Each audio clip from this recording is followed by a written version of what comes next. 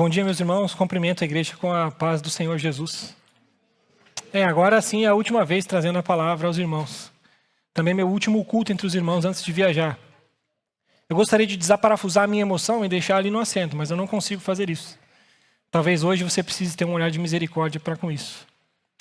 Eu reafirmo aqui o meu pedido para receber as exortações de cada irmão após a palavra. Eu preciso e desejo crescer em Jesus Cristo. Quando o pastor Douglas marcou a minha última pregação, a quarta pregação, do dia 26 de outubro, em Hebreus capítulo 10, eu pedi para ele para fazer mais uma, essa de hoje. Eu tinha em vista esse texto e eu não imaginava o quão pesado seria preparar 2 pregações no espaço de 15 dias. Para o meu nível de experiência, isso é realmente muito, muito pesado. Como sempre, é só pela graça e totalmente pela graça do nosso Senhor Jesus Cristo. Eu sou grato pela vida do pastor Douglas por desenvolver não só em mim, mas na igreja os dons que Jesus tem dado a cada um. Ainda ontem a gente fez a reunião anti-heresia, onde a gente passou pela pregação para garantir a fidelidade ao texto. Esse é um serviço e um cuidado pastoral que nem todos veem. E quando eu estava lá com ele, eu tirei essa parte, obviamente, para que ele não visse, mas é um cuidado muito especial. Saibamos amar e cuidar, sermos leves e não pesados àqueles que velam pelas nossas almas.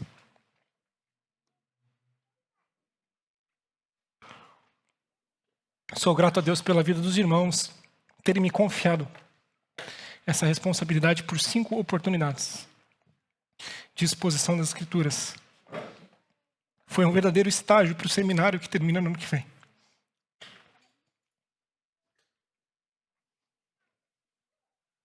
Foi a graça de Deus sobre a minha vida.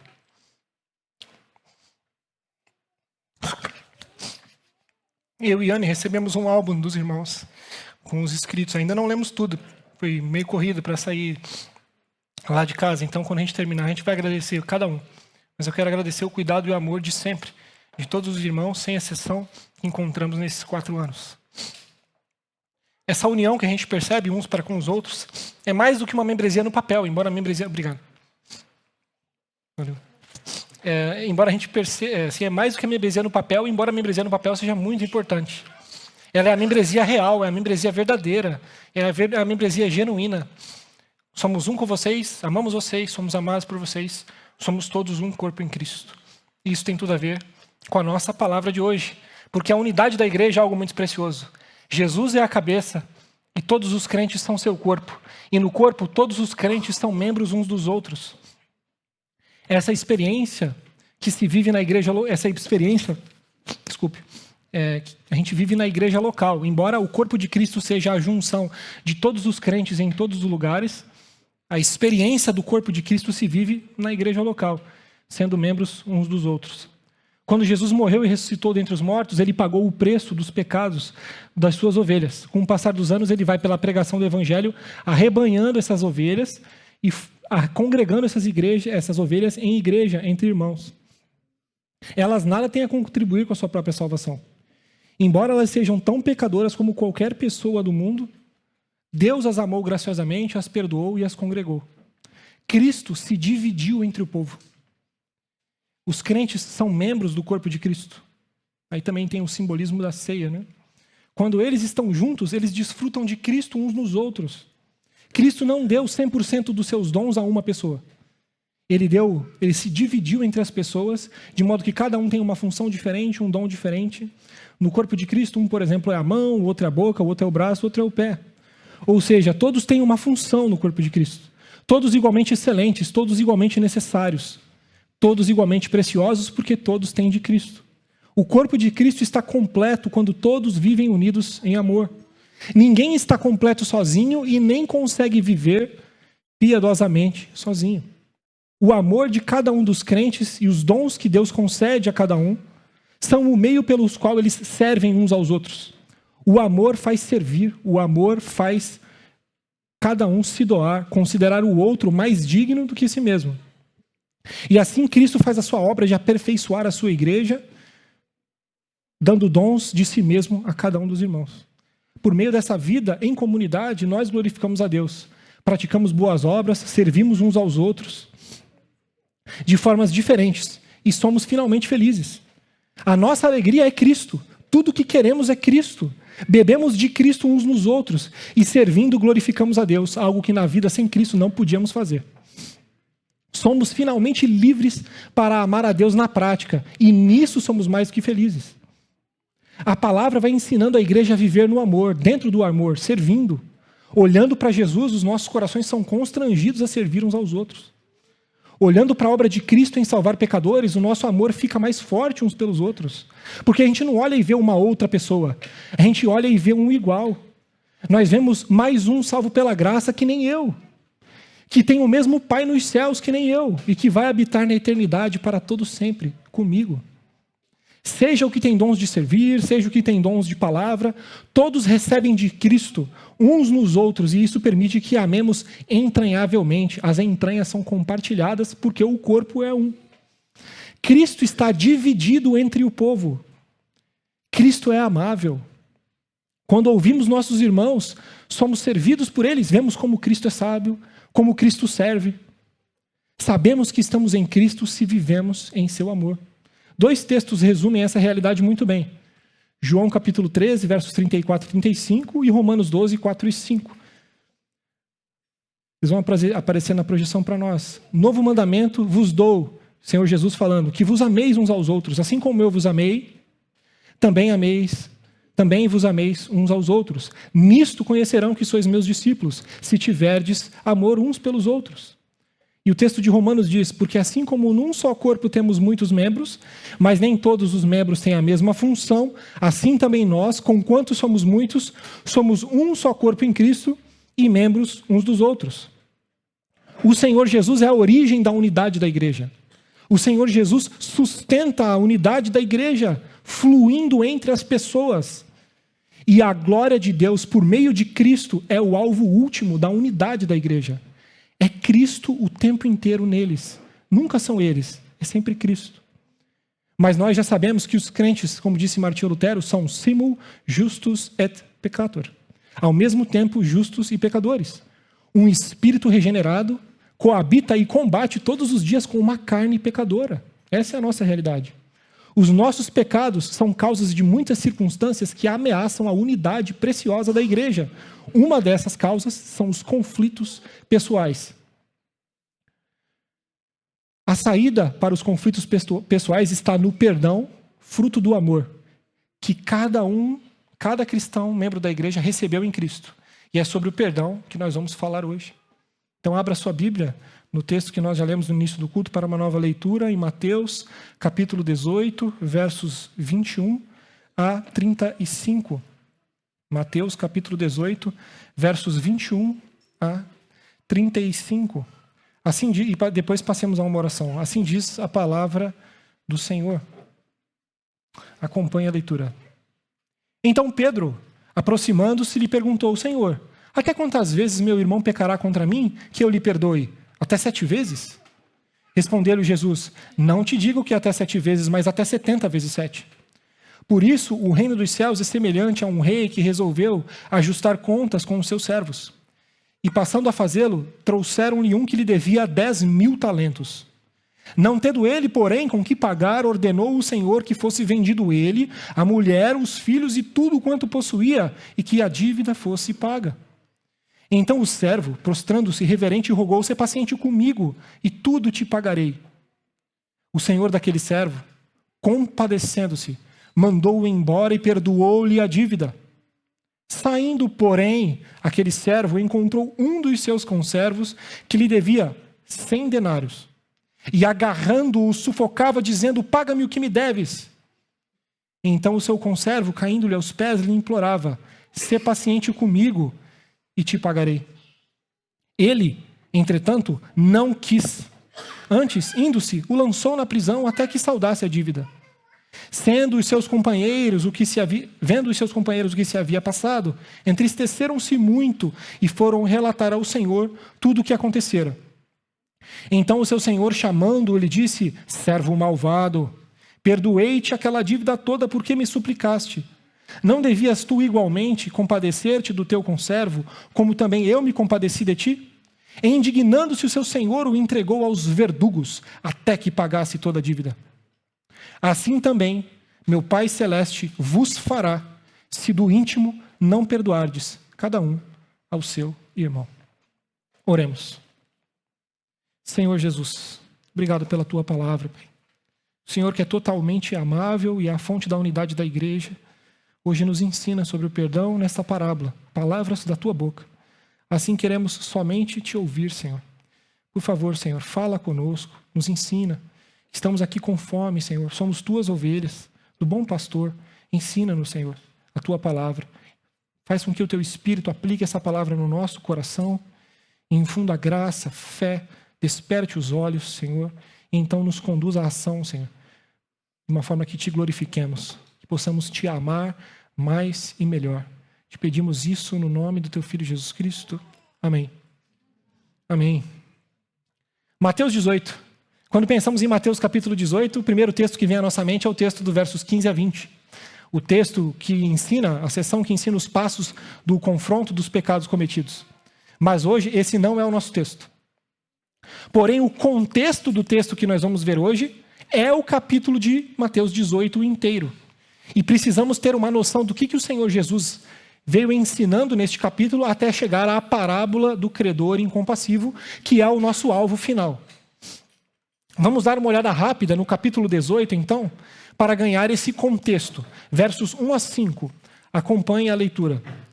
Naquela hora, aproximaram-se de Jesus os discípulos, perguntando: quem é, porventura, o maior no reino dos céus? E Jesus, chamando uma criança, colocou-a no meio deles. E disse: em verdade vos digo que se não vos converterdes e vos tornardes como crianças, de modo nenhum entrareis no reino dos céus. Portanto, aquele que se humilhar como esta criança, esse é o maior no reino dos céus. E quem receber uma criança tal como esta em meu nome, a mim me recebe. A parábola do credor incompassivo foi ensinada como resposta a essa pergunta: quem é o maior no reino dos céus? E depois Pedro vai perguntar: quantas vezes devo perdoar? Essas duas perguntas levaram a Jesus a ensinar a parábola do credor incompassivo. A cena que temos que ter em vista e nos sentir envolvidos é esta: estão os discípulos e agora também nós diante de Jesus. E Jesus coloca aqui na nossa frente uma criança e usa ela como referência, como um modelo, como uma figura daquilo que ele vai ensinar. O resumo de tudo que ele vai dizer no final do capítulo, que é a parábola do credor incompassivo, é tornar-se como uma criança. Essa é a conclusão do ensino, esse é o ponto máximo, o ponto final. Se tornar como uma criança, se receber mutuamente com humildade. Na questão dos conflitos que nós veremos, basta observar as crianças, que, embora tenham algumas queixas umas com as outras, vão até seus pais, resolvem as questões e minutos depois já estão todas correndo, brincando, leves de coração, em plena paz. Jesus continua a explicar o se tornar como uma criança, dando outros enfoques. No versos 6 a 9, o primeiro enfoque é a malignidade do pecado nas suas crianças. Mas vamos ler apenas o verso 9 para ganhar o contexto. O verso 9 diz assim: se o teu olho te faz tropeçar, arranca-o e lança-o fora de ti. Melhor é entrares na vida com um só dos teus olhos, do que tendo dois seres lançado no fogo do inferno. O pecado é tão mau, tão terrível, que estraga a nossa comunhão com Deus. Abominar o que o nosso Pai Celestial abomina e amar o que Ele ama faz parte de desenvolver um coração humilde e sincero diante de Deus. Devemos, com sinceridade, contribuir e não atrapalhar a vida de fé e de amor com Deus de qualquer crente, ainda que seja um pequeno. Porque o Senhor ama todos os seus filhos, ama todas as suas ovelhas e desejam que elas vivam juntas, sendo cuidadas. Porque o Senhor resgata as suas ovelhas e delas cuida. É o que nos ensina a sequência do texto, versos 10 a 14, vamos ler apenas o verso 12. Diz assim: que vos parece? Se o homem tiver 100 ovelhas e uma delas se extraviar, não deixará ele nos montes as 99, indo procurar a que se extraviou? Essa passagem você deve conhecer. A ênfase aqui não está na ovelha perdida. A ênfase aqui está na ação preciosa do homem que deixa as 99 e busca aquela uma. Cristo faz isso pelas nossas almas. Ele cuida de nós como crianças. E esse deve ser também o nosso coração. Entendendo a malignidade do pecado, precisamos, em amor pela unidade do rebanho e em amor pela ovelha desgarrada ou desgarrando pelo pecado, ir ao encontro dela para resgatá-la, amando-a. E aí vem os versos 15 a 20. Vamos ler apenas o 15 e o 20.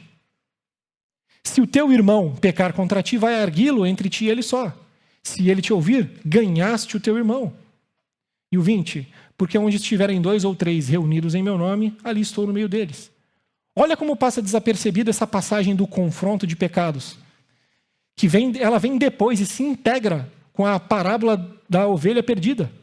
O maior no reino dos céus tem um coração amoroso pelas almas em falta, ainda que o pecado seja cometido contra ele. E vai amando o seu irmão para ganhá-lo de volta ao Senhor e para ganhá-lo de volta à comunhão consigo. A ação de ir ao irmão, confrontá-lo, vamos dizer assim, é em benefício da outra pessoa, em amor à outra pessoa, vendo a glória de Deus do rebanho reunido, ou seja, a unidade da igreja, como o seu desejo. É nesse contexto que Pedro pergunta a Jesus acerca de quantas vezes ele deve perdoar. É aqui que a nossa parábola começa. A parábola do credor incompassivo olha para os relacionamentos dentro da igreja. Como sabemos que ela se aplica aos relacionamentos dentro da igreja? Em primeiro lugar, Jesus está orientando os discípulos. E os discípulos perguntam para ele quem é o maior no reino dos céus. Estamos olhando, então, para pessoas que professam Jesus. E em segundo lugar, vemos o verso 35, o último verso desse capítulo e o último verso da nossa parábola, em que Jesus diz: assim também vos fará, falando para os discípulos, se do íntimo não perdoar cada um o seu irmão. Seja pelo primeiro elemento, pelo segundo, nós estamos no escopo da parábola, que é a vida da comunidade cristã, a vida da igreja visível dentro dela mesma. Se fosse uma relação de um crente com um descrente, poderíamos usar outros textos das Escrituras. Há muitos textos que falam sobre perdão. Nós não vamos conseguir esgotar o tema. Mas é importante definir esse escopo para que a gente tenha mais clareza sobre o que o texto está dizendo. Já lemos a parábola. E antes de entrar na exposição verso a verso, precisamos esclarecer duas coisas: os personagens e a palavra ofensa. Quem são os personagens da parábola? Temos 4 a prestar mais atenção. O rei. Quem é o rei? Deus. Deus é o rei. 2. O credor incompassivo, vamos chamá-lo assim. O credor incompassivo, que é o homem que foi perdoado pelo rei e depois não quis perdoar o outro que lhe devia. 3, o devedor, vamos chamá-lo também assim. Aquele que devia para o credor incompassivo certa quantia. E 4, os verdugos. Quem são os verdugos? São os torturadores que existiam naquela época a serviço do rei. E temos uma palavra, então, a clarificar, que é a palavra ofensa. O uso das palavras, às vezes, desgasta certos significados e pode gerar certa confusão. Podemos chamar de ofensa o pecado de um para com o outro. Aí, nesse sentido, o devedor cometeu uma ofensa para com o credor incompassivo. Podemos chamar de ofensa esse senso de ego ferido, orgulho pisado do coração do credor incompassivo, que fez ele não amar o seu irmão, e querer esgoelá-lo, pegá-lo pelas vestes ali e falar com ele daquela forma. Podemos chamar de ofensa, dependendo do contexto, toda a cena que está acontecendo. Para a gente clarificar isso e não usar a mesma palavra para essas 3 coisas, nós vamos dividir. Vamos chamar de pecado, erro ou falta a dívida do devedor para com o credor incompassivo.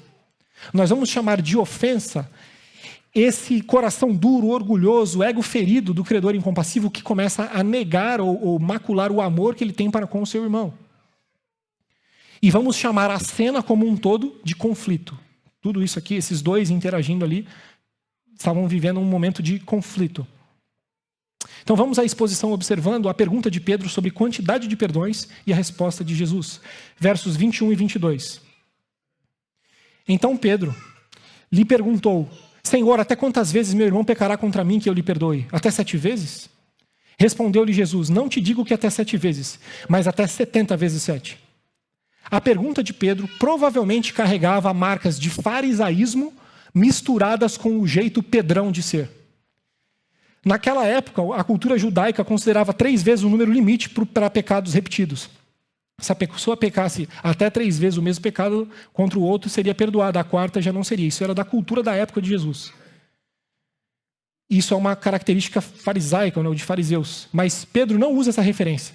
Pedro, mais que dobra e pergunta 7 vezes, provavelmente assim, como em outros momentos dos evangelhos, Pedro esperava um elogio. Nossa, Pedro, como você é bondoso, né? Mais que o dobro. Fantástico. 6 está bom, 6 está bom.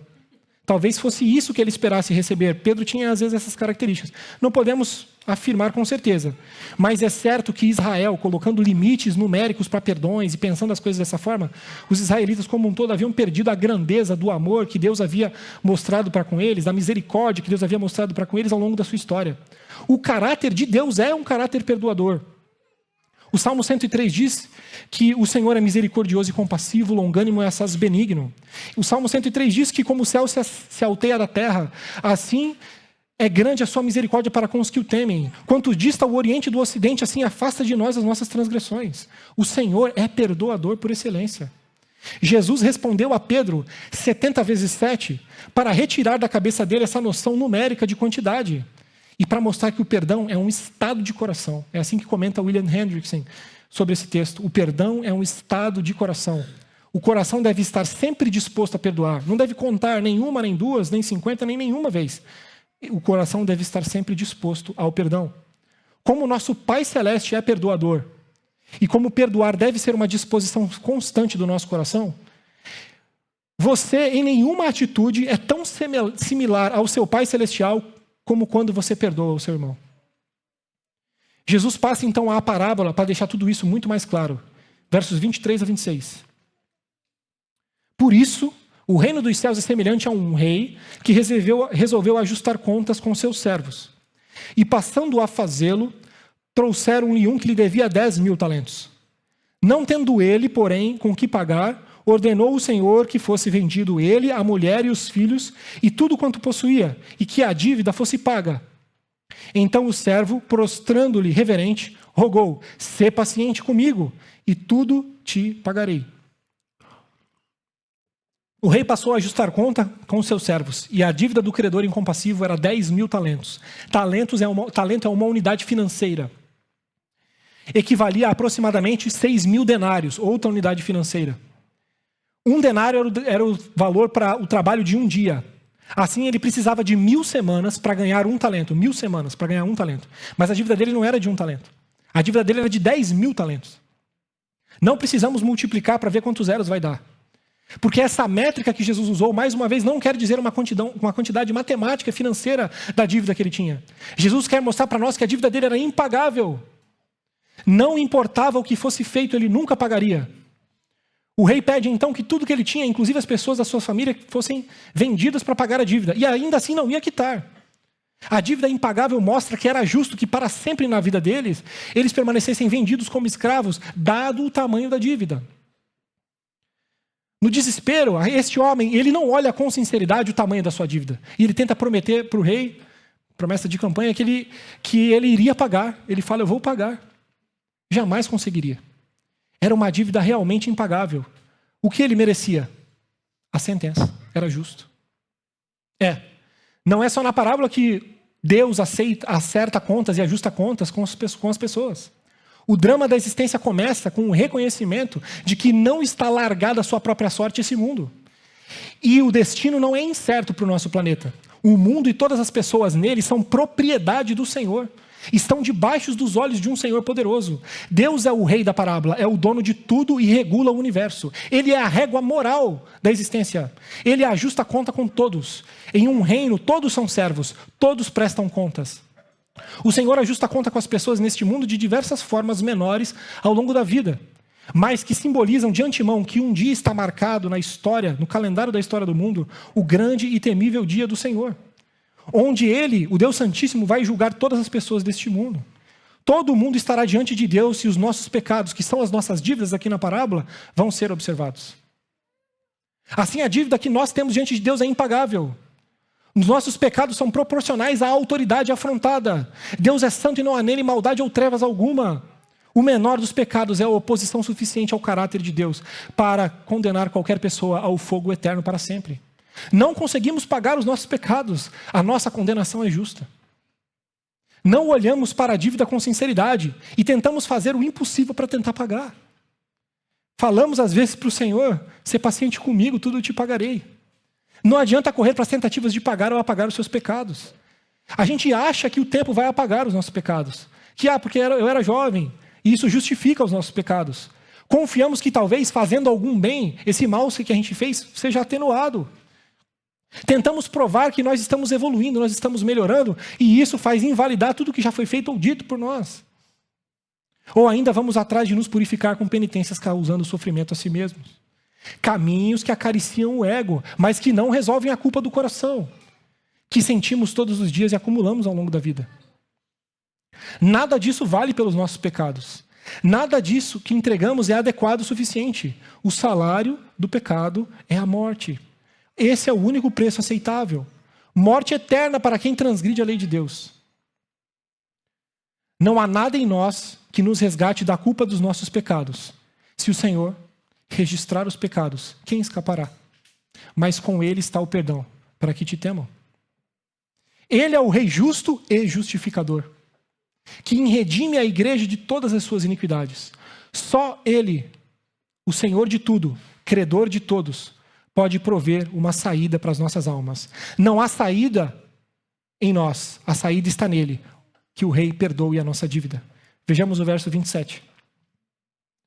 E o Senhor daquele servo, compadecendo-se, mandou-o embora e perdoou-lhe a dívida. Apenas esse verso. Não havia mérito nenhum nele. O rei gracioso, o rei misericordioso, ele cobriu com amor o preço daquela dívida, o preço dos nossos pecados. O rei deu a saída, deu o escape da condenação certa e justa. O rei se compadeceu, tratou ele com amor imerecido, perdoou tudo e deixou ele ir totalmente livre. Você se lembra da pregação do Salmo 117? Você se lembra da pregação de Hebreus 10? Você já ouviu falar de um amor assim? Você já ouviu falar de Hesed? Você já ouviu falar da fidelidade chamada Emet? Palavras aí do hebraico, que estão no Salmo 117 e que estão em Cristo. Você já ouviu falar de um perdão completo, total e final, fruto do sacrifício de Cristo? Nós nos debruçamos por 2 domingos, em 2 pregações, apenas para olhar para o amor pactual de Deus em Cristo e para entender o perdão de Cristo. Só para entender o que o Rei fez com ele. Só para entender o que o Rei fez com a gente. E como ele perdoou as nossas dívidas que tínhamos contra ele, enviando o seu Filho para morrer no nosso lugar. O Senhor amou o seu povo com Hesed, um amor pactual imenso, um amor que nunca se retira, um amor que é ligado às nossas vidas por emet, por fidelidade, e que nunca terá fim, um amor que nunca vai perder você. Ele nos amou em Cristo antes da fundação do mundo. Ele nos amou nas promessas do Antigo Testamento, pagou os preços dos nossos pecados em Cristo e nos alcançou quando nos chamou à fé. O Senhor, contra quem eram os nossos pecados? Ele proveu em si mesmo o castigo que nos traz a paz. E pelas suas pisaduras, nós fomos sarados. Nós recebemos gratuitamente, imerecidamente, e não foi de graça, o perdão. Viemos de mãos vazias à mesa do Senhor e Ele nos banqueteou com graça e amor. Nós não merecemos. Cristo, não tendo por usurpação o ser igual a Deus, a si mesmo se humilhou à condição humana. Na condição humana se humilhou à morte dos mais indignos de viver, à morte dos mais terríveis criminosos. Não havia nele dolo, nem engano foi achado na sua boca. Mas ao Senhor agradou moê-lo em nosso lugar, para que fôssemos livres. Como o seu coração recebeu essa palavra naqueles domingos? Aqueceu o seu coração? Te encheu de alegria, te deu paz, te fez exultar. Não há nada maior, não há nada melhor, nada que se possa comparar com Cristo Jesus. Esse Jesus, nosso sacerdote, oferecendo-se a si mesmo, substituiu a morte de todos que creem nele. Ele é o sacrifício capaz, ele é o sacrifício eficaz para nos reconciliar com Deus. Se crermos nele, estamos reconciliados. Se não crermos, já estamos condenados. A expiação que ele ofereceu é ilimitada nos crentes. Perdoa todos os pecados, passados, presentes e futuros. Um perdão real, final e total. Como o seu coração recebeu essa palavra? Seu espírito descansou nela? Existe algo que atraia mais o seu coração do que saber que a coroa que nos está proposta em Cristo já é nossa, porque Ele exclamou tetelestai sobre os pecados das nossas almas. Cristo é tudo o que nós precisamos, Cristo é tudo o que nós amamos e Cristo é tudo o que nós queremos. Amém. Queríamos que fosse só isso. Não é verdade? Mas muitas vezes, quando queremos fazer o bem, o mal está com a gente. Ainda somos pecadores. Todos somos pecadores. Todos. Esse amor de Cristo e perdão, nele, é a fonte da nossa capacidade de perdoar. É esse amor e perdão que temos que ofertar. Se você ouviu novamente as exposições do Salmo 117 e de Hebreus 10 para se preparar para hoje, você bebeu da fonte, você bebeu de Cristo. Você está mais capacitado a perdoar olhando para Ele. Mas o credor incompassivo não fez isso. Ele não olhou a misericórdia do rei. Vejamos a atitude do credor incompassivo para com o seu irmão em contraste com a atitude do rei para com ele, nos versos de 28 a 31. Saindo, porém, aquele servo encontrou um dos seus conservos que lhe devia 100 denários e, agarrando-o, sufocava, dizendo: paga-me o que me deves.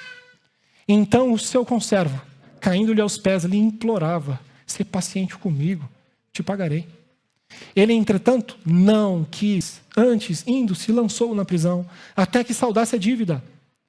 Vendo os seus companheiros o que se havia passado, entristeceram-se muito e foram relatar ao seu senhor tudo o que acontecera. O credor incompassivo encontrou o seu conservo, o seu irmão, que lhe devia 100 denários. O denário é uma unidade financeira. O denário é 1 dia de trabalho. 100 denários, então, é o valor aproximado de 3 meses de trabalho. Uma dívida totalmente pagável. O contraste que temos que ver aqui é que 100 denários é muito, mas muito menor do que 10.000 talentos, que era a dívida do credor incompassivo. Mas nada disso importava para o credor incompassivo. Ele não está nem aí para o devedor. Ele não se importa com o outro. Ele quer garantir o que é seu por direito, qualquer custo e de qualquer forma. Agarrando, agindo com desrespeito e violência: pague-me o que me deves. Então ele ouve o devedor, do devedor, a frase bastante conhecida. A frase que ele mesmo disse um dia ao rei: sê paciente comigo, te pagarei. O contraste que temos que ver aqui é que o credor incompassivo falou isso para o rei, mas ele não tinha como pagar. Era impossível para ele pagar. Mas mesmo assim ele foi perdoado. E esse que lhe devia tinha uma dívida pagável, realmente pagável, era só uma questão de se acertar ali. Mas o credor não quis saber disso. O credor incompassivo não se compadeceu, ele não amou. Ele deu ouvidos, não ao rei, ele deu ouvidos à ofensa do seu coração. Seu ego ferido, seu orgulho inflamado. E o texto diz que ele não quis. O tratamento que dele, aquele jeito dele, poderia ter gerado mais briga. Falar: eu não estou devendo mais nada, já te paguei faz 1 mês, ou qualquer outra justificativa assim. Ele foi ruim na interação que ele teve com o outro, ele foi mal no que ele fez. Mas o devedor, mesmo assim, reconheceu a dívida. Estava disposto a assumir um compromisso para saldar o débito. Nessa confrontação errada, cheia de rancor e amargura, o devedor apresentou arrependimento. O relacionamento dos dois poderia se reatar. Mas o credor incompassivo lançou seu conservo na prisão até que saldasse a dívida. Que ajuda a prisão pode oferecer a saldar essa dívida? Forçá-la a fazer uma venda patrimonial? Ou algum sacrifício financeiro para pagá-lo? Trabalho forçado, talvez? Mas quanto se paga por trabalho forçado de prisioneiros? Certamente muito pouco por dia trabalhado. Lançá-lo na prisão não ajuda nada a saldar o débito. Será que o devedor que foi jogado na prisão tinha família? Será que como que ficou o trabalho dele formal depois que ele foi jogado na prisão? Para o credor incompassivo, isso não importa. A ofensa fere e enferma o amor do coração de uns para com os outros. O amor, lembra, ele serve.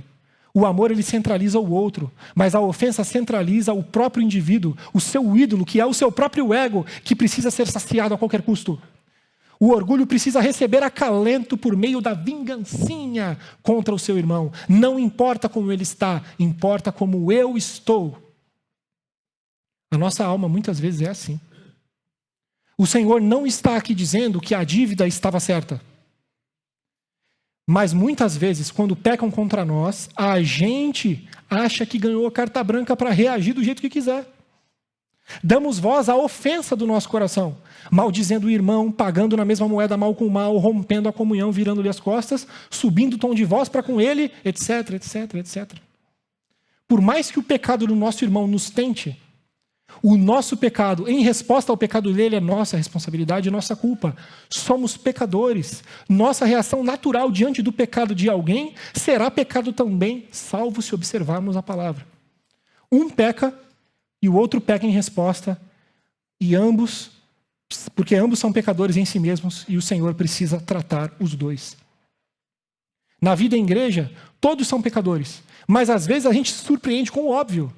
Se eu te perguntar, você vai dizer, todos são pecadores. E aí basta o irmão pecar contra você, você fala, uau, como ele pôde fazer isso comigo? No curso de uma vida, dentro de uma igreja, todos vão pecar contra todos, porque todos convivem e todos são pecadores. Todos vão pedir perdão para todos em algum momento. Mais de uma vez. Vivemos juntos em igreja, logo todos vão pecar em público em algum momento. Todos vão vir aqui confessar os seus pecados em algum momento. Todos sem exceção. Todos somos pecadores. Pastores, diáconos, qualquer membro, do mais jovem ao mais velho. A confissão não diminui a pessoa. A confissão mostra que a pessoa entende o evangelho e que ela se quebranta. A confissão mostra que ela se tornou como pequeno, como uma criança e foi capaz de se humilhar. A confissão, na verdade, engrandece. Quando pecam contra nós, podemos pecar deixando que nasça no nosso coração essa ofensa, uma ferida no orgulho que nos leva a vindicar justiça para si mesmos e negar o amor ao próximo. Não olhando para Cristo nem para a unidade do corpo. Queremos que justiça seja feita. O amor do nosso coração fica enfermo. Não conseguimos mais servir os irmãos com os nossos dons. Perdemos a alegria no corpo de Cristo, perdemos a alegria no culto do Senhor, perdemos uns aos outros e no final perdemos de Cristo. Por quê?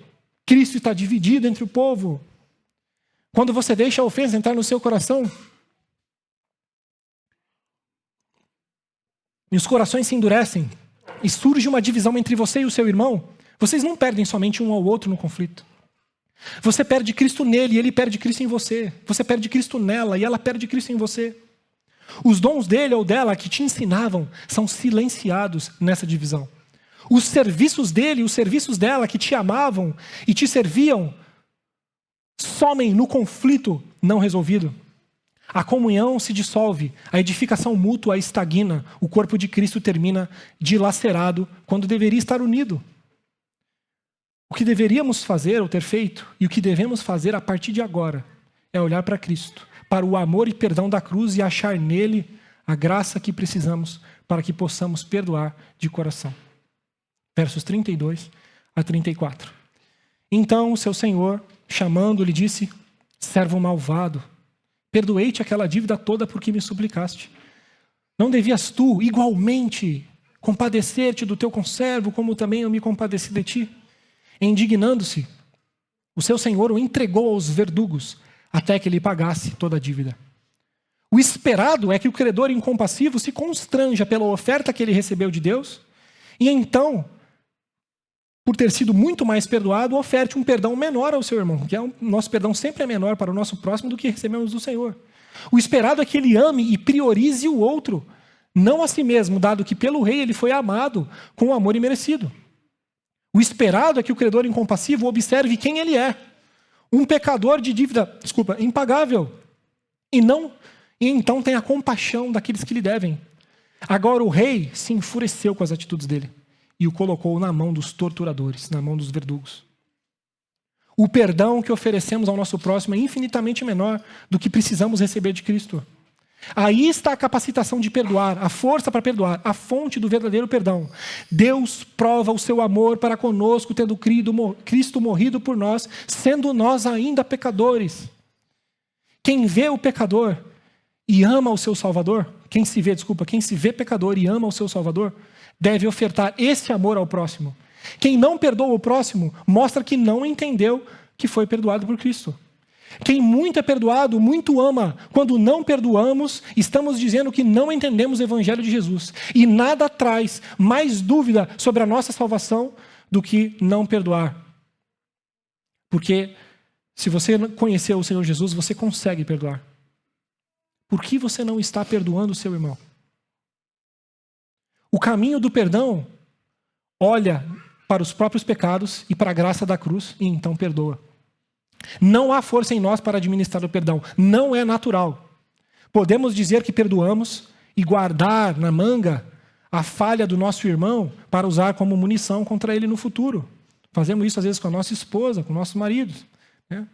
Dentro da família. Podemos fingir que não estamos vendo a nossa ofensa e falar, não, eu perdoei. Mas se sinceramente reconhecermos que a ofensa nos mordeu e que o nosso amor pelo nosso irmão, pela nossa irmã, não é mais o mesmo, precisamos ir à cruz e nos constranger com ela a perdoar de coração. O Senhor olha o nosso coração. Leia em casa e medite, ou ainda hoje no almoço, Efésios capítulo 4, verso 30, até Efésios 5, verso 2. Leia e medite com sinceridade em Colossenses capítulo 3, versos 12 a 15. Muitos outros textos também. Cristo, o resumo é isso, Cristo é suficiente para o perdão. Beber do seu amor é suficiente para baixar as armas do orgulho, para curar as feridas do coração e para restaurar o amor à compaixão. Vá para Cristo, nosso Salvador. Peça que Deus te mostre Cristo de novo, novamente como nos primeiros dias, para que aquela alegria volte para a sua alma, para tornar humilde o seu espírito, para ser como uma criança, então, e perdoar o seu irmão. Agora, reter o perdão, guardar a ofensa no coração e permitir que isso infecte o seu relacionamento com o seu irmão, vai fazer com que você vá para a mão dos verdugos. Retendo o perdão, fechamos a porta da misericórdia de Deus sobre as nossas vidas. A graça de uma vida abençoada por Deus vai nos deixando. A paz de consciência, a certeza do amor de Deus e a alegria do Espírito Santo são afetadas na resistência ao perdão. O pastor Hernandes Dias Lopes comenta o que é estar nas mãos dos verdugos assim. Quem não perdoa, adoece física, emocional e espiritualmente.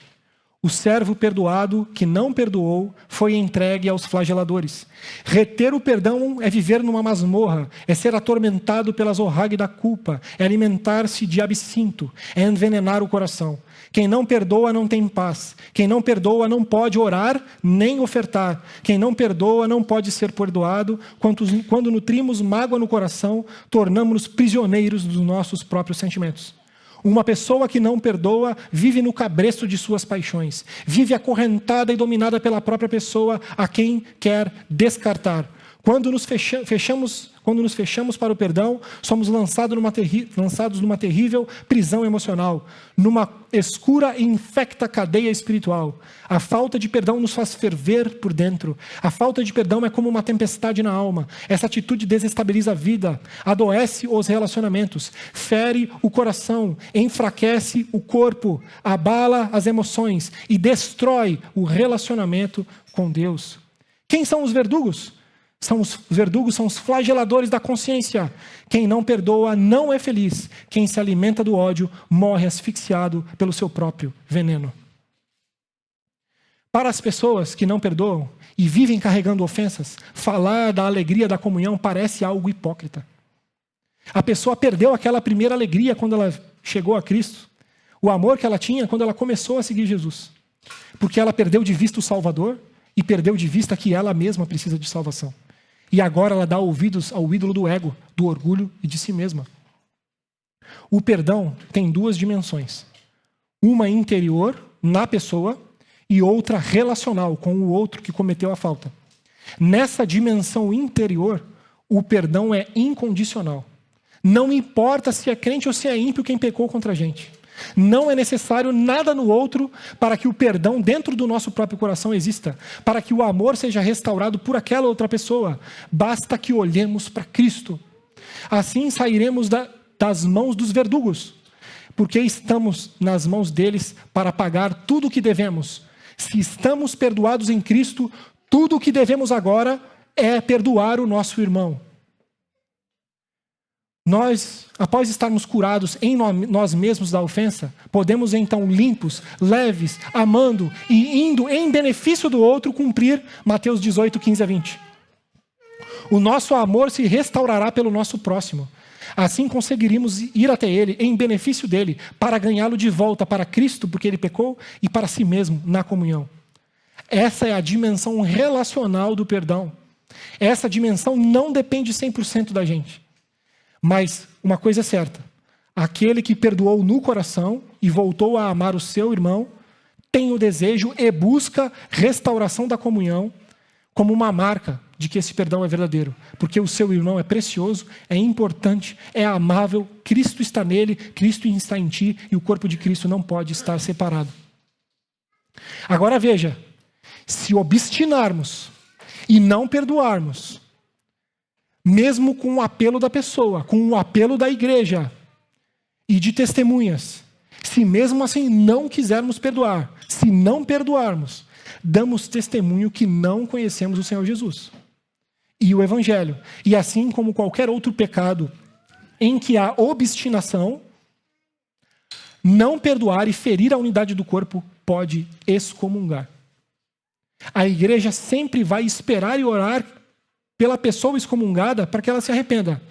Mas se ela não se arrepender e não perdoar o próximo e permanecer estribada sobre a sua ofensa, independente do que aconteça, saiba que os seus verdugos e os seus flagelos serão eternos.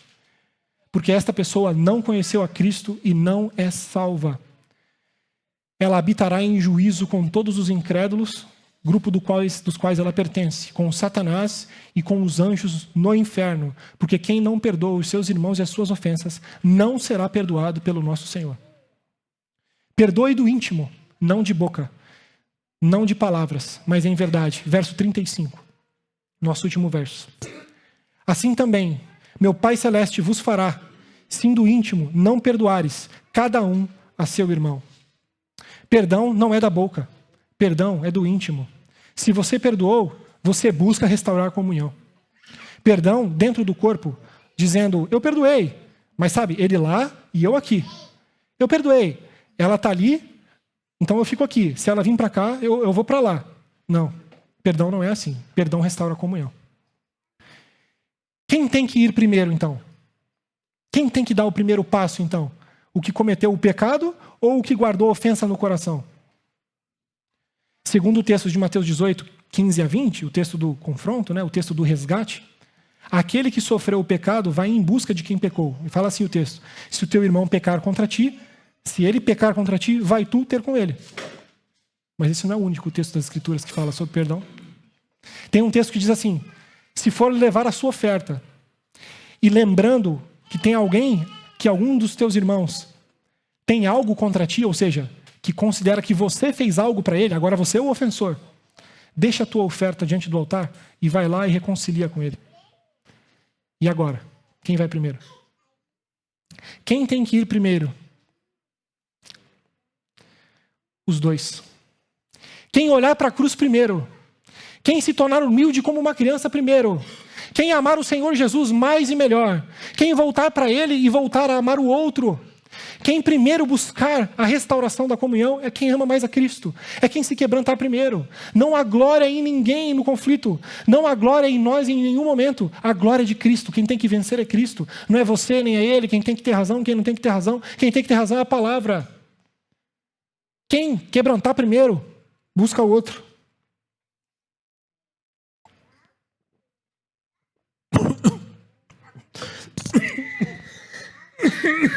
Perdão.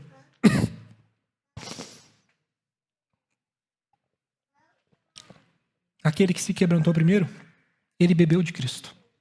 Isso já é suficientemente amável. E se o outro receber aquele que se fez como uma criança, adivinha? Recebeu Cristo também. Porque, desculpa, Mateus 10:40 diz que se quem vos recebe, recebe a mim. E quem recebe a mim, recebe aquele que me enviou.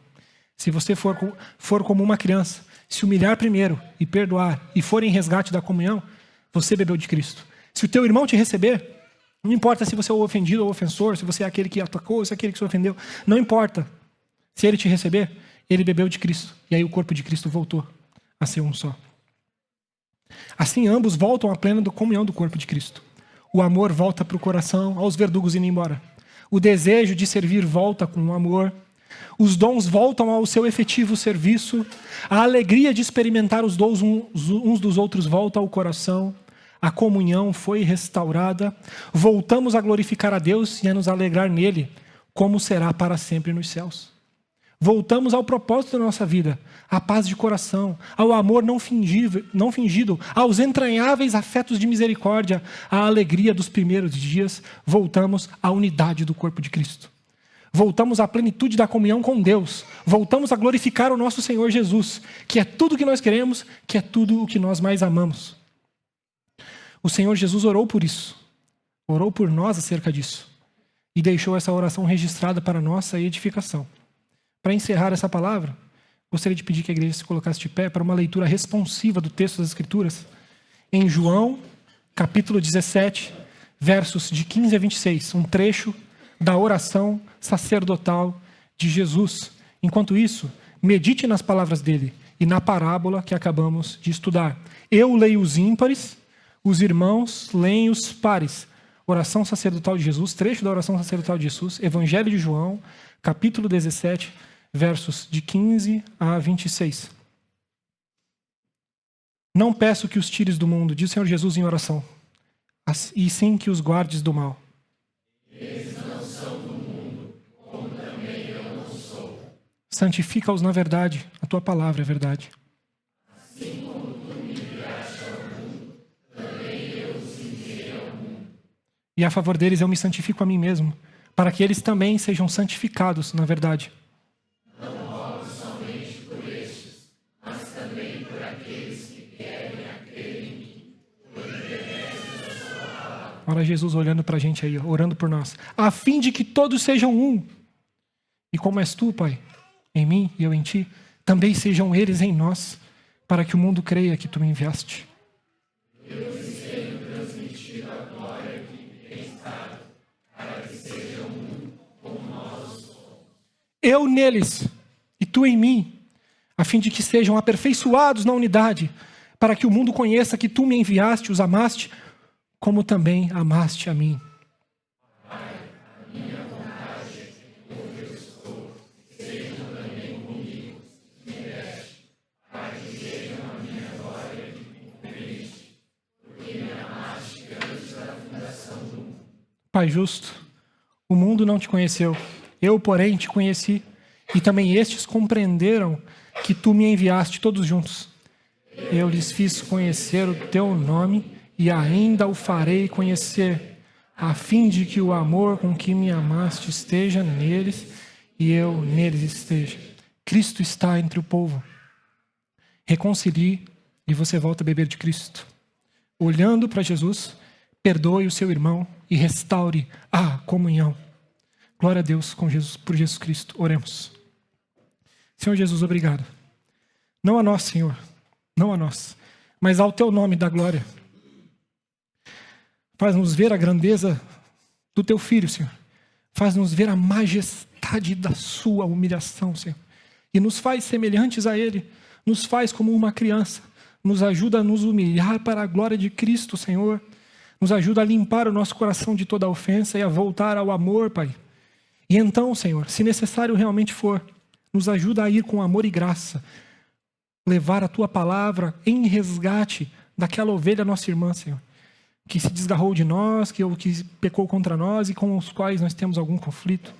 Faz com que eles também, Senhor, voltem a nos amar de tal forma que eles nos recebam.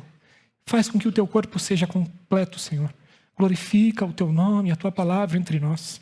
Cuida da tua igreja amada. Cuida das tuas ovelhas. Dispõe-nos a perdoar. Obrigado pela cruz, Senhor. Obrigado pelo perdão. Que toda a glória seja dada ao teu Filho, que morreu por nós na cruz, sendo nós ainda pecadores. Louvado seja o Senhor. Amém.